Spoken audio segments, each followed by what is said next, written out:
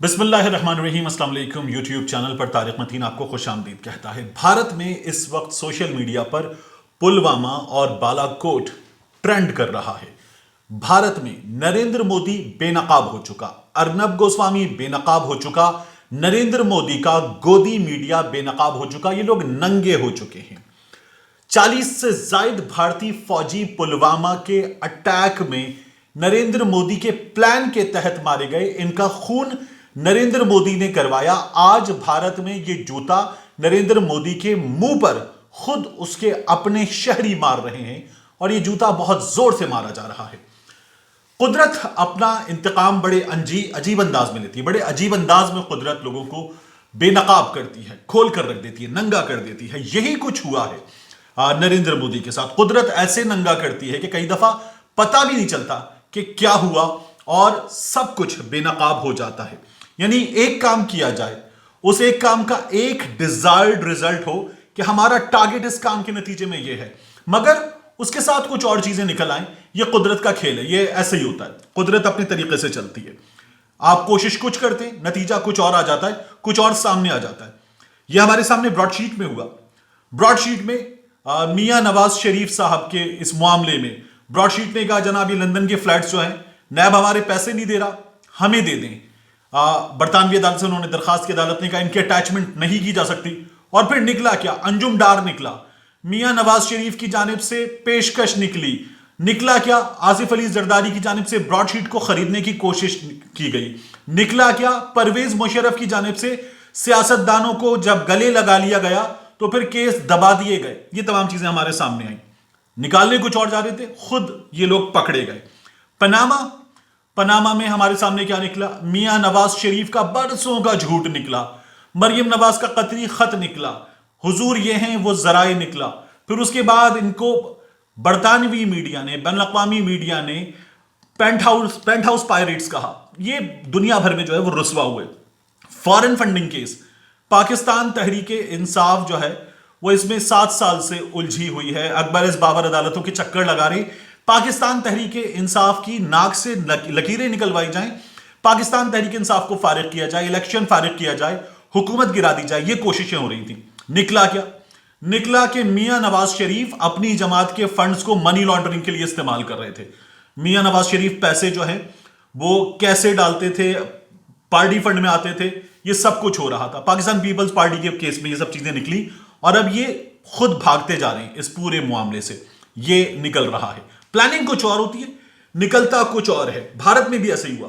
अर्नब गोस्वामी, वो आदमी जिसके मुंह पर डायपर होना चाहिए, उसके मुंह पर डायपर नहीं है और वो गंद फैलाता रहता है, वो आदमी, उसके खिलाफ टीआरपीस का, टीवी रेटिंग पॉइंट्स का केस चला।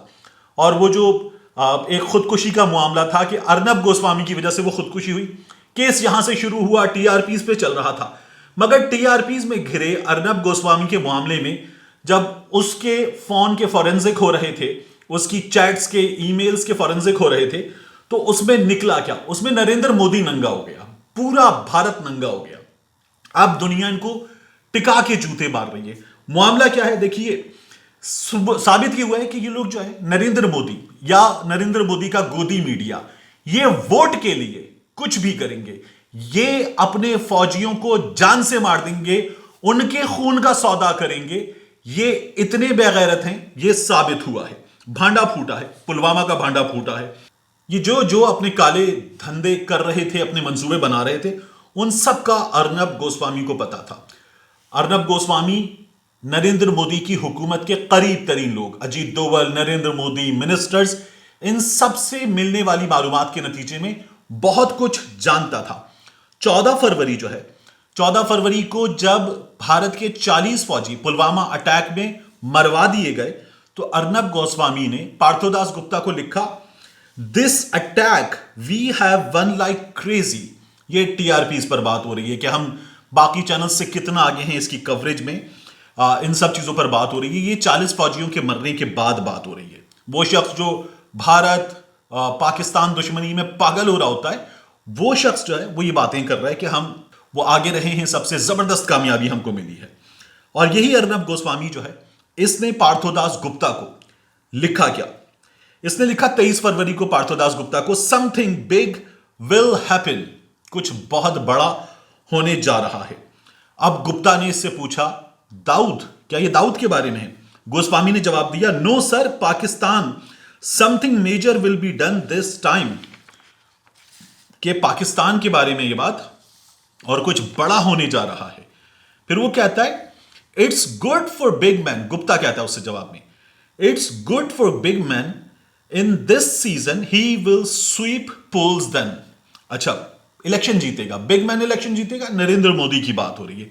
फिर पार्थोदास गुप्ता उससे सवाल करता है अर्नब गोस्वामी से, आई स्ट्राइक और समथिंग बिगर, यानी ये एक स्ट्राइक होगी जो समथिंग बिग कमिंग, और या फिर उससे भी बड़ी कोई चीज होगी?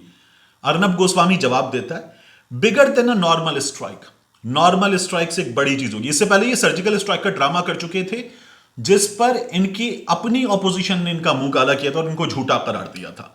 And also on the same time something major on Kashmir. अब ये इनकी बालाकोट से पहले बात हो रही है। वो कह रहा है 23 फरवरी को, something major on Kashmir. On Pakistan the government is confident of striking in a way, Pakistan के हवाले से भारत की हुकूमत को, मोदी को एतमाद है कि स्ट्राइक इस तरीके से की जाएगी that people will be elated, लोग खुशी से पागल हो जाएंगे। एग्जैक्ट वर्ड्स यूज्ड, वो ये भी लिख रहा है कि ये जो पीपल विल बी इलेटेड है, पाकिस्तान के खिलाफ ऐसे कार्रवाई करेंगे, ऐसे ये ड्रामा अपना हम चलाएंगे कि लोग खुशी से पागल हो जाएंगे। एग्जैक्ट वर्ड्स यूज्ड, वो ये भी बता रहा है उसको कि बिल्कुल ऐसे ही हुआ था। 27 तारीख को, 26 को इन्होंने ये हरकत की और आके ये एक दरख्त एक कौवा मार के गए। 27 तारीख को गुप्ता ने पूछा, was yesterday's air strike the big one you spoke about और समथिंग मोर कमिंग, यानी जो कल हुआ है, जो इन्होंने एक दरख्त कौवा मारा था, क्या यही वो बड़ी चीज थी जिसके बारे में तुम बात कर रहे थे? क्योंकि इंडिया ये दावा कर रहा था कि हम वहां पर जाकर एक टेररिस्ट कैंप पर, पाकिस्तान में जो हम पे हमले करने वाले लोग थे, उनको जाके 300 के करीब मार कर आए हैं। तो यही है वो जिसकी तुम बात कर रहे थे या कुछ और भी अभी आएगा? गोस्वामी ने जवाब दिया, मोर टू कम। अब ये जो गोस्वामी ने जवाब दिया मोर टू कम, ये देखने की चीज है। पार्थोदास गुप्ता अर्नब गोस्वामी से बार बार कहता रहा है कि मुझे प्राइम मिनिस्टर ऑफ इंडिया के ऑफिस में मीडिया एडवाइजर की, मीडिया कंसल्टेंट की एक नौकरी दिलवाओ, और अर्नब गोस्वामी जो है उससे इन तमाम मामलात पर बात कर रहा है। इस वक्त भारत में क्या हो रहा है, यह बड़ी देखने की चीज है। भारत में सरल पटेल ट्विटर पर एक सारिफ कहता है, आफ्टर अर्नब गेट, इसे ये अर्नब गेट का नाम दे रहे हैं, families of our brave hearts who lost their lives in the Pulwama attack won't be able to forgive PM Modi and his government.